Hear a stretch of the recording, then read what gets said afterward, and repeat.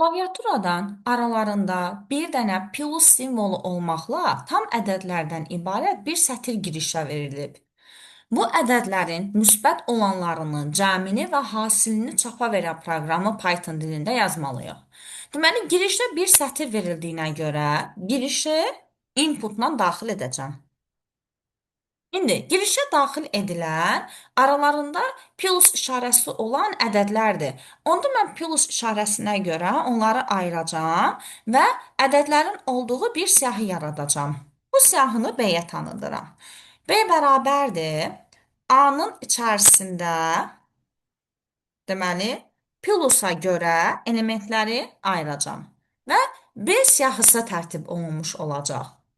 Və cəm və hasil tapılacağı üçün cəmi bir S-lə yazacağam. S sıfırdır. Hasil də tapacağım üçün hasili 1 ilə daxil edirəm. Hasil də 1-dir. İndi dövrü belə yazıram. For i in B-dir. Yəni i B-nin içindəki elementləri tək-tək alacaq. Amma B-nin içindəki elementlər ədəd tipində deyil. Bunlar sətir tipindədir. Çünki A sətir olduğu üçün biz A-nı plusla ayırmaqla siyahı tərtib etdikdə həmin siyahının elementləri də sətir tipində olur. Onda mən i-ni int-ə çevirməliyəm. Yəni i nədirsə onu int-ə çevirəcəm. Və daha sonra həmin i-ni müqayisə edəcəm. Əgər i, mənə lazımdır ki, müsbət olanları tapım. Əgər i sıfırdan böyükdürsə, deməli bunun cəmini də, hasilini də tapmalıyam. Deməli, bu halda s-in üzərinə i-ni gəlirəm və hasilə də bunu tətbiq edəcəm. Hasilə də elə i-nin özünü vururam.